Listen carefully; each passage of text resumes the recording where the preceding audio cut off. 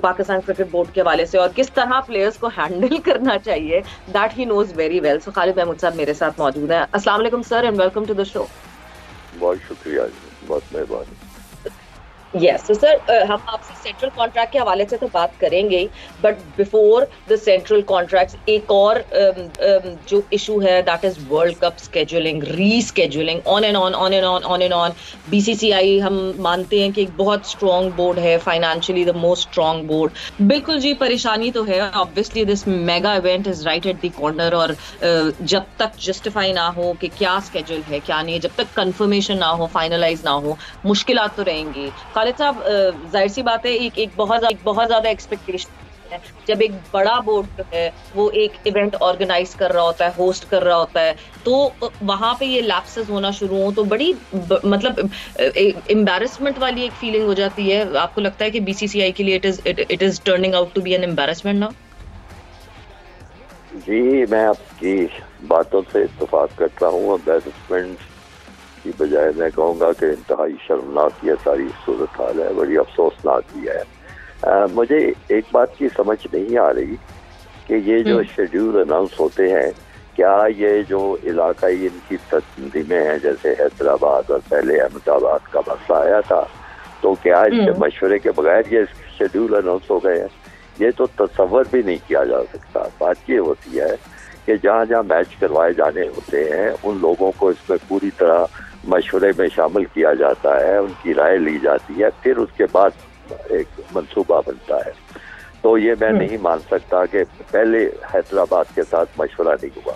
ये सब मशवरे हुए हैं, लेकिन असल मसला जो मैं समझ रहा हूँ वो ये है कि हिंदुस्तान की इंतहाई सोच है, ख्वाहिश है, वो जो सोच रहे हैं उनको सोचने का हक है कि किसी तरह हम एक मजीद वर्ल्ड कप जीत जाए। पहले 2 दफा वो जीत चुके हैं, 1983 में जीता, फिर 2015 में शायद जीता, अब ये तीसरा वर्ल्ड कप है वो जीतना चाहते हैं। बड़ा सुनहरी मौका है उनके, अपने मुल्क में ये बहुत बड़ा इवेंट हो रहा है, उनकी मर्जी की सारी चीजें हो रही हैं, तो वो हर कीमत पे चाहते हैं कि तीसरी दफा जीते। तीसरी दफा जीतने की वजह से वो अपने आप को क्रिकेट की दुनिया का बादशाह जो है वो तस्वर करेंगे और मनवाने की कोशिश करेंगे। पहले माली लिहाज से वो बड़े मजबूत बोर्ड है, बहुत ही पैसा वहाँ से आता है, क्रिकेट को बड़ी ज़बरदस्त कारपोरेट सपोर्ट हासिल है। तो अब वो चाहते हैं कि ये भी ताज उनके साथ से सजे। अब उस ताज सजने में अगर तो एक बड़ी नेकनियती से अच्छे तरीके से कोशिश हो तो उसमें कोई मुज़ायका नहीं, लेकिन मेरा ख्याल है कि उसमें हर किस्म की हेरा फेरी को भी वो जायज़ समझते हैं। बाकी टीमें तो जो हैं, जो मगरबी टीमें हैं, ऑस्ट्रेलिया है, इंग्लैंड है, उनके लिए भी उन्होंने काफ़ी हथकंडे सोचे होंगे, लेकिन सबसे ज़्यादा वो परेशान मेरा ख्याल है वो पाकिस्तान से ही होते हैं। इसलिए परेशान होते हैं कि ये जो कंडीशन है जो हिंदुस्तान में है वो पाकिस्तान को भी इसी तरह सूट करती हैं, क्योंकि एक ही तरह की सॉइल है, एक ही तरह का मिजाज है दोनों टीमों का। तो अब वो उनका ख्याल ये है कि पाकिस्तान की टीम भी अच्छी खासी मजबूत टीम है, तो किस तरह उनको तो एक तरफ किया जाए, यानी उनसे जान छुड़ाई जाए कि वो जो वर्ल्ड कप की जो रेस है उसमें से बाहर हो जाए, ज़्यादा से ज़्यादा हो कि सेमीफाइनल पे एलिमिनेट हो जाए या कहीं और तरह ख़त्म हो जाए, वो आगे ना बढ़ने पाए। इसीलिए उनके लिए ट्रैक्स ऐसे दिए जा रहे हैं, कहीं पे मगर अफगानिस्तान की जो टीम है उसके मुकाबले में भी एक ऐसा बड़ा स्पिनिंग ट्रैक उनको दिया जा रहा है। यहाँ भी हैदराबाद और अहमदाबाद का किस्सा छेद दिया गया है ताकि डिस्टर्बेंस ही रहे, पाकिस्तान की टीम फोकस ना कर सके कि उनका मैच कब होगा, किस मैच से कितने दिन पहले उनको आराम के मिलेंगे, प्रैक्टिस के मिलेंगे। तो इस तरह की सारी रुकावटें जो है वो खड़ी करके पाकिस्तान को डिस्टर्ब रखना चाहते हैं, और ताकि उनका जो फाइनल तक रसाई और जीतने का ख्वाब है उसमें किसी किस्म की रुकावट ना आ सके। मैं नहीं समझता कि ये कोई अचानक वाक़या पेश आ गया है कि हैदराबाद ने एक एतराज़ कर दिया है। अपनी वो जो मरकजी सतह पे सोचो प्रचार करते हैं। सॉरी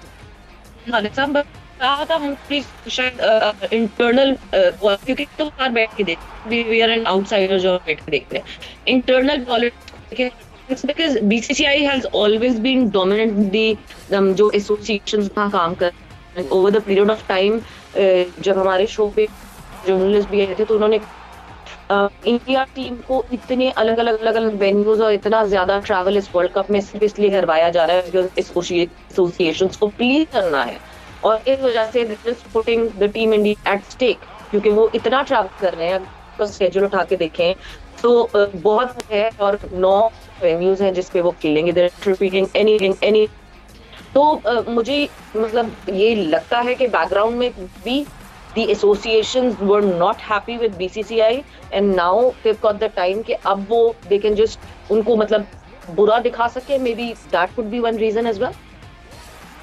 नहीं, देखिए एसोसिएशन जो है वो बीसीसीआई का हिस्सा है, मतलब बीसीसीआई बना ही इन एसोसिएशन से है और उनका एक अच्छा निज़ाम है। मेरे ख्याल में उनकी एक रोटेशन पॉलिसी है, कभी पंजाब की बारी आती है बीसीसीआई को हेड करने की, कभी बंगाल की बारी आती है, कभी साउथ में किसी की बारी आ जाती है, तो वो उनकी जो सदारती ओहदा है वो भी रोटेट करता रहता है।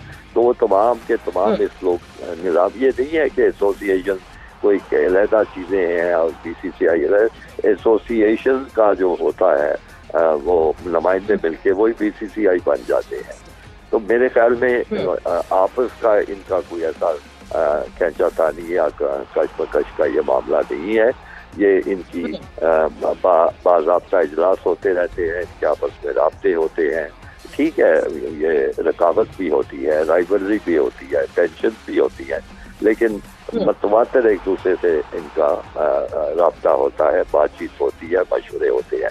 तो ये जो अब सारी चीज़ें हो रही हैं वो जैसे जैसे इनके जो पॉलिसी साज और मनसूबा साज लोग ऊपर दिमाग बैठे होंगे वो ये सोचते होंगे कि देखिए किस तरह जो उनकी मुखालिफ टीमें हैं जिनसे उनको कोई ख़तरा है उनके लिए ज़्यादा से ज़्यादा मुश्किलात कैसे पैदा की जा सकती हैं, किस किस्म के उनको ट्रैक्स दें कि वो वहीं से ख़त्म होती जाए।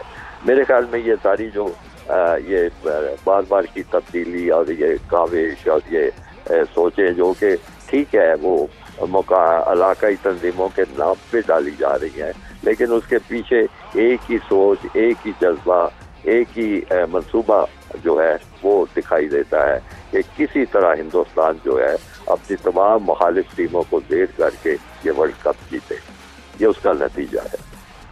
क्योंकि पिछली जो रीस्केड्यूलिंग हुई थी वो एक रिलीजियस इवेंट, एक रिलीजियस फेस्टिविटी की वजह से रीस्केड्यूल हुआ था, और रिलीजियस फेस्टिविटीज अचानक रिलीजियस इवेंट आ गया। हाँ, बिल्कुल बिल्कुल, मतलब अगर ईद होती है तो हमें पता होता है कि हाँ जी मतलब हमें एक ईद के बाद अगली ईद का पता होता है कि अगली ईद कब होनी है, वी नो इट। तो ये तो पहले से हमें पता होता है कि उसके इर्द गिर्द हमने नहीं करना। यस, बहुत सारी चीजें हैं ऐसी, और मेरा ख्याल से बीसीसीआई प्लानिंग में कहीं चूक गया है, और ये जो कोलैबोरेशन है एसोसिएशंस के साथ उसका बहुत मसला हो गया है। बट खालिद साहब, talking about the world cup, Pakistan का स्क्वाड जो है वो अभी तक ऐलान नहीं हुआ है, मगर जो एशिया कप का स्क्वाड है उसी में मेरे ख्याल से 2 लड़के और कम होंगे, बिकॉज 15 का स्क्वाड हमने जो है वो भेजना है वर्ल्ड कप के लिए। आपको लगता है that Pakistan has fair chances for the world cup this time? जी, मैं तो समझता हूँ कि पाकिस्तान का चांस बहुत अच्छा है। अगर पाकिस्तान में टीम में कोई खराबी नहीं है, हमारे पास वर्ल्ड क्लास प्लेयर्स हैं, बैटिंग में बाबर आजम है और उनके साथ बड़े अच्छे खिलाड़ी हैं, उनके बॉलिंग अटैक मेरा ख्याल है हमारा बहुत ही शानदार है, खासतौर पे पेस अटैक। अब अगर उस पेस अटैक को मौका मिले, अच्छी विकेटें मिले और वो अपना जौहर दिखा सके तो क्या कहने। लेकिन अगर जिस तरह ये प्लानिंग उनके लिए हो रही है और उनके लिए बड़ी स्लो किस्म की विकेटें उनको मिलेगी तो जाहिर है वो पेस अटैक उसी तरह का ही हो जाएगा जिस तरह किसी कमजोर टीम का भी होता है। तो ये सारी सूरत हाल है। लेकिन एक और पहलू है जिसकी तरफ मैं आपकी तवज्जो दिलाना चाहता हूँ कि हमारे जो मकामी तौर पे क्रिकेट बोर्ड के मामलात हैं, इंतजामी मामलात हैं, वो भी बड़े अजीबोगरीब किस्म के हैं। अभी तक तो देखिए ना, हमारा तो क्रिकेट बोर्ड है ही कोई नहीं ना, अगर सच्ची बात की जाए। ये तो मैनेजमेंट कमेटी बनाई गई है, एक एडहॉक अरेंजमेंट है, एक आरजी बंदोबस्त है जिसके ज़का अशरफ साहब चेयरमैन हैं, बने हुए हैं। और मेरा ख्याल है अभी मैं यकीन से नहीं कह सकता, लेकिन किसी ना किसी अदालत में कोई ना कोई मुकदमात भी चल रहे हैं